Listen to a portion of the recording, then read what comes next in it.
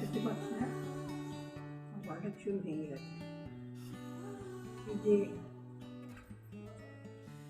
Teachers রুমটা feel করা হচ্ছে, আমরা যখন প্রথম স্কুল স্টার্ট করেছিলাম তখন টিচার্স রুম কাকে বলে আমরা জানতাম না, কোনোদিন টিচার্স রুম আমরা পাইনি।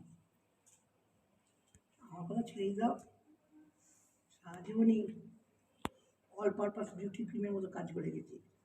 সব থেকে ক্লাস নিয়েছি, বাচ্চাদের জুতো জামা পরিয়ে দিয়েছি, সব কাজ করেছি আমরা। তারপরে আস্তে আস্তে স্কুল বড় হলো, নদী শুভ্রা এলো, তারপর আস্তে